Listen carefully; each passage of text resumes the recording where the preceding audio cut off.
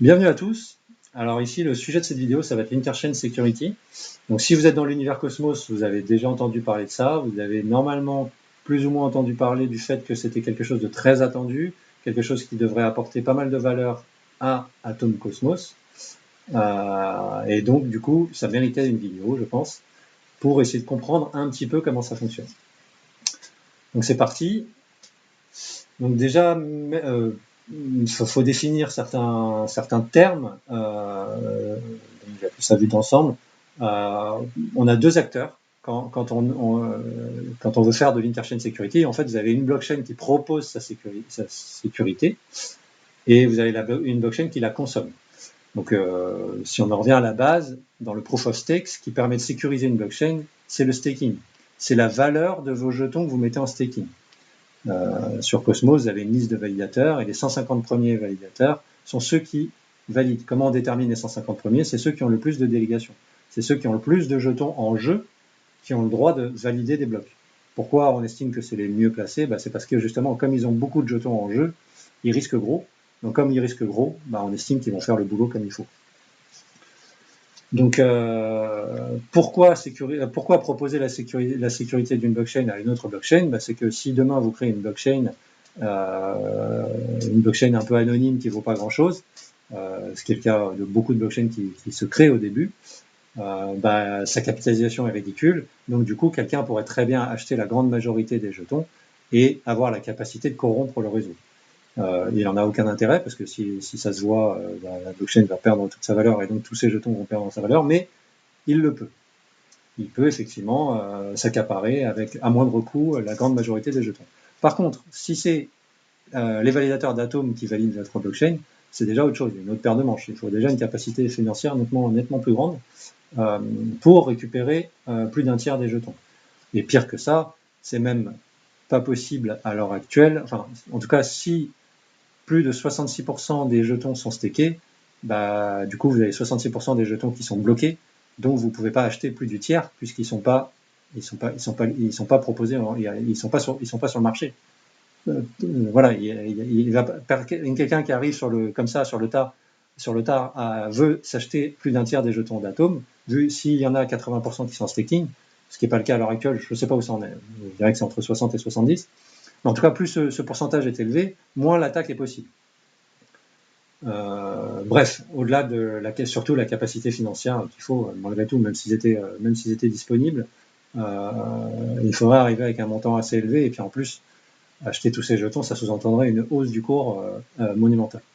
Bref, donc, on a deux acteurs, donc deux acteurs qui sont deux blockchains. Il y a la blockchain qui propose sa sécurité et la blockchain qui consomme la sécurité. Il n'y a pas de notion de location. La blockchain qui consomme ne loue pas vraiment, c'est pas vraiment de la location de sécurisation. C'est plutôt, il y a une sécurisation qui est faite par celle qui propose sa sécurité, et puis il y a les récompenses qui viennent à ceux qui valident. Mais c'est après validation. C'est-à-dire vous validez d'abord et ensuite vous êtes rémunéré. C'est le stacking classique finalement. Voilà, vous êtes rémunéré par la blockchain cliente qui consomme pour avoir validé ces blocs.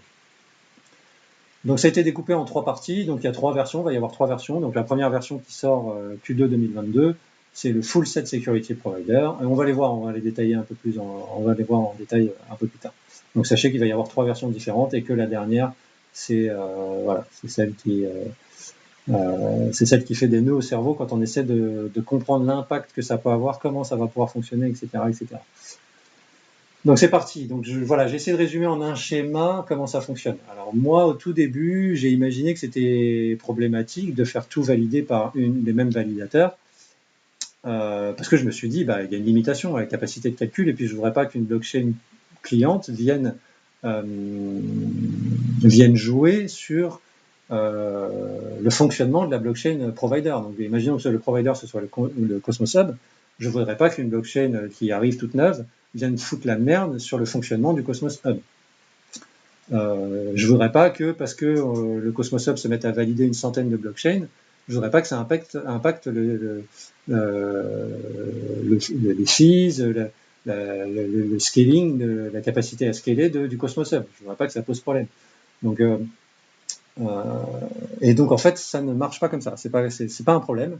En fait, l'idée, c'est de se baser sur l'IBC.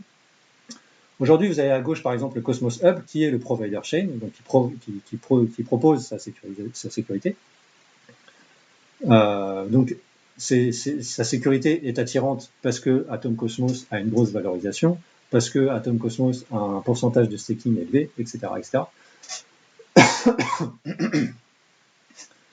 Et donc, vous avez de l'autre côté la blockchain qui consomme la sécurité. Ce qui permet de ne pas avoir le souci que je vous ai décrit au début sur la capacité à scaler, les limitations physiques du hardware, parce que vous avez un seul validateur qui fait tout tourner. Ben, en fait, c'est pas comme ça que ça marche, et ce qui permet de faire ça, c'est l'IBC.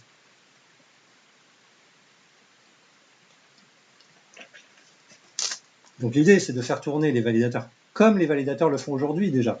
Vous avez dû remarquer, si vous êtes sur Cosmos, que la plupart des validateurs sont les mêmes d'une blockchain à une autre. Vous retrouvez souvent les mêmes noms. Donc les validateurs sont déjà habitués à faire tourner leur logiciel de validation de chaque blockchain sur différents serveurs. Ou pas d'ailleurs, ils font ce qu'ils veulent. S'ils ont une machine très très puissante sur laquelle ils peuvent actuellement faire tourner plusieurs logiciels de validation, donc plusieurs blockchains différentes, ils le font. Mais en tout cas, c'est leur boulot de répartir la charge. Et ils pourront le faire même avec l'Interchain Security. L'Interchain Security n'oblige pas à avoir un unique logiciel de validation énorme sur un énorme serveur qui valide toutes les blockchains. Ils peuvent le répartir et la communication se fait par le réseau via IBC. Alors, comment ça marche? Donc, on va parler de la V1. La V1 est le full set validateur. Elle oblige tous les validateurs de la blockchain qui propose la sécurisation. Donc, imaginons ici Cosmos Hub. Elle oblige tous les validateurs du Cosmos Hub à valider aussi la consumer chain. L'idée, c'est que ça se fasse par un vote de gouvernance. Donc, la consumer chain va faire une proposition à la gouvernance du Cosmos Hub. Est-ce que vous voulez bien me valider? Et si c'est oui, tous les validateurs vont devoir se mettre à jour et se mettre à valider aussi. Donc, pas se mettre à jour, enfin, prendre le logiciel de validation de la consumer chain qui vient d'être développé et le faire tourner. Et après, la communication se fait via l'IBC, donc le protocole de validation, tout ça se fait via IBC. Que va devoir dire le Cosmos Hub à la consumer chain? La première chose, c'est qu'elle va devoir dire régulièrement quels sont les validateurs. Parce qu'en fait, sur le Cosmos Hub, les validateurs peuvent changer. Vous avez les 150 premiers. Si le 150e, il perd son rang de 150e et il devient 151e, il sort de la liste et le 151e est rentré dans la liste. Donc, vous avez un premier message IBC qui est envoyé à la consumer chain qui dit hey, salut, voici la liste des validateurs. Et c'est envoyé régulièrement pour que la consumer chain soit au courant de qui peut valider les blocs. La consumer chain, elle fait le job normal, actuel, comme actuellement finalement, c'est le consensus de Tendermint. Vous avez à tour de rôle, enfin c'est pas à tour de rôle, les validateurs sont tirés au sort pour savoir qui va proposer un bloc, et ensuite les blocs vont être fournis à tous les autres, et puis tous les autres vont dire OK ou pas OK, et si le bloc est validé, alors si c'est pas OK, vous avez un message de slashing, donc c'est encore une fois l'IBC, donc c'est un paquet qui est envoyé, un paquet IBC qui est envoyé à Cosmos Hub pour dire, mettons que par exemple C' et Malagy étaient pour proposer un bloc qui est pourri, qui est une tentative de double dépense ou je ne sais quoi. La consumer chain envoie un paquet IBC à la provider chain qui dit il faut slasher le validateur C. Donc ici j'ai mis A prime, c'est pour justement différencier le logiciel. C'est pas le même logiciel, mais c'est le même validateur. C'est le validateur A qui a installé le logiciel ailleurs. C'est le validateur B qui a un autre logiciel, etc., etc. Et donc voilà, dans l'exemple, c'est à Malagy, il faut le slasher. Donc la consumer chain le dit à la provider chain, oui, effectivement, il faut slasher C, et C va perdre une partie de ses atomes. C et tous ses délégateurs. Donc ça, faut pas oublier, il y a toujours un risque. C'est le principe du proof of stake. C'est parce que vous avez mis de l'argent en jeu que vous risquez de le perdre, qu'a priori, on estime que vous allez bien agir. Donc voilà, il faut savoir que l'Interchain Security, il y a aussi un risque qui est décuplé, entre guillemets, parce que quand vous déléguez vos atomes au validateur C, et que ce validateur C valide 100 blockchains différentes via l'Interchain Security, vos atomes sont d'autant plus à risque. Puisque voilà, il peut sans que ce soit quelqu'un de malveillant. Il peut y avoir un problème à un moment donné et du coup être slashé. Alors les slash sont pas hyper élevés, mais voilà, plus vous avez de blockchain, plus il y a de risques. Donc voilà, donc il y a un message qui va, la consumer chain qui peut dire attention, il faut slasher C, mais il y a aussi le message qui dit faut récompenser C ou l'ensemble. D'après ce que j'ai vu, c'est plutôt l'ensemble. Après, ça se répartit, puisque je crois que la simplicité veut dans la V1 que ce qui se comprend, parce qu'en fait chaque blockchain Cosmos a un module distribution qui permet de récolter tous les fees et après de les redistribuer finalement à tous les délégateurs. Donc en fait, ce transfert irait au module distribution et puis après, ça rentrerait dans le dispatch à tous les délégateurs. En tout cas, voilà, c'est grosso modo comme ça que ça fonctionne. C'est grâce à l'IBC et du coup, il n'y a pas de limite physique, il n'y a pas de contrainte au niveau hardware. Pour les validateurs, c'est quasiment le même boulot. Donc voilà, j'espère que vous avez compris que finalement, il n'y a pas, en tout cas, même, voilà, moi au départ j'avais cette limitation qui me gênait, mais en fait, non. Donc la V1, c'est le concept que je viens de vous décrire, c'est tous les validateurs. Quand une blockchain a fait une proposition au Cosmos Hub pour être validée via l'Interchain Security, tous les validateurs du Cosmos Hub doivent se mettre à valider la nouvelle blockchain. Donc ça se fait par gouvernance. Donc ça, c'est la première version. C'est déjà sympa. Mais c'est pas voilà, il y a des évolutions qui vont à venir et qui sont à mon sens encore plus intéressantes. Même si c'est déjà voilà, si la V1 fonctionne, c'est déjà énorme et ça laisse présager la V2 et la V3 et donc ce sera encore plus cool. Donc la V2 c'est une sous-partie des validateurs. C'est-à-dire que du coup on rend un peu plus autonome les validateurs. Il n'y a pas de décision de gouvernance à ce niveau-là. C'est la nouvelle blockchain demande aux validateurs s'ils veulent valider leur blockchain et ils ne sont pas tous obligés de le faire. Donc du coup, c'est une sous-partie, un sous-ensemble des validateurs du Cosmos Hub, par exemple, qui va pouvoir faire ça. Et l'avantage, c'est que typiquement, un validateur qui est 151e sur le Cosmos Hub, qui malheureusement ne peut pas valider, ne peut pas proposer de bloc sur le Cosmos Hub, et donc n'a pas les rewards du Cosmos Hub, peut quand même valider une blockchain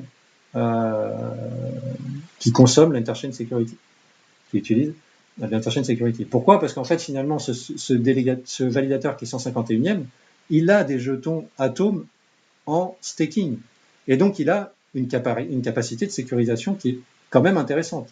Moi, je fais ma blockchain demain, elle vaut 10 balles en market cap. Je peux être sûr que le validateur 151e, il est très intéressant en capacité de sécurisation comparé à ma market cap de 10 euros. Voilà, donc il a des atomes en jeu, donc il est quand même intéressant en termes de sécurisation. Donc pourquoi pas l'utiliser comme validateur. Ça commence à rendre les validateurs un peu autonomes, à avoir un rôle important. En fait, il va falloir qu'ils vont être un peu en compétition pour pouvoir attirer à la fois les blockchains intéressantes d'un côté, qui du coup vont, parce que c'est ce qui les intéresse in fine, les validateurs, c'est qu'on leur délègue nos jetons.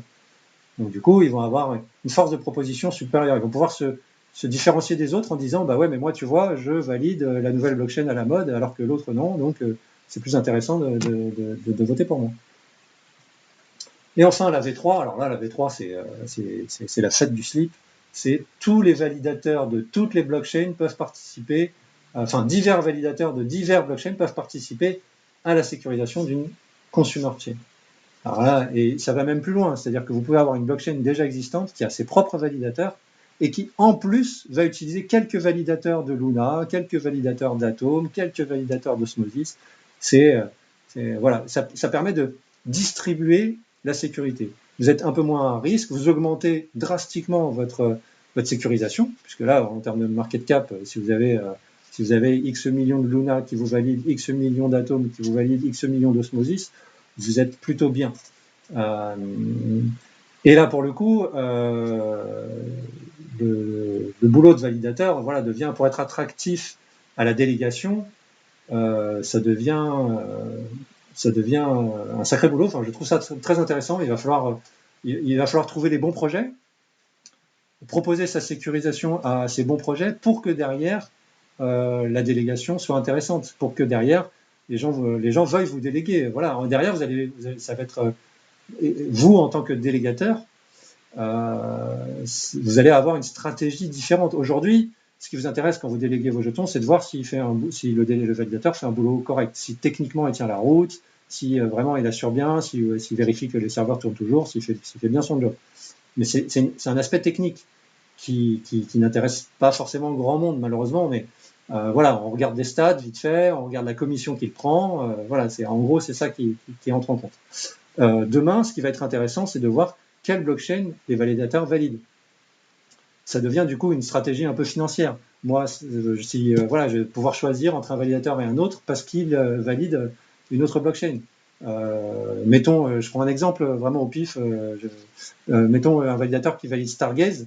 Moi, Stargaze, ça m'intéresse, donc du coup, je vais préférer déléguer un validateur qui valide aussi Stargaze. Du coup, je vais toucher des atomes et en plus des stars. Et comme chaque validateur va pouvoir se différencier, ils vont pouvoir se différencier les uns des autres par les blockchains qu'ils valident, il va y avoir une stratégie effectivement de délégation intéressante. Donc voilà pour cette vidéo, j'arrête là, je ne voudrais pas qu'elle dure très très longtemps. En tout cas, je vous remercie d'avoir regardé jusqu'à là, j'espère qu'elle vous a rapporté quelque chose. En tout cas, j'ai hâte de voir ça en fonctionnement. Voilà, j'espère que normalement ce sera pour bientôt, d'ici quelques mois. Et puis d'ici là, je vous dis à bientôt.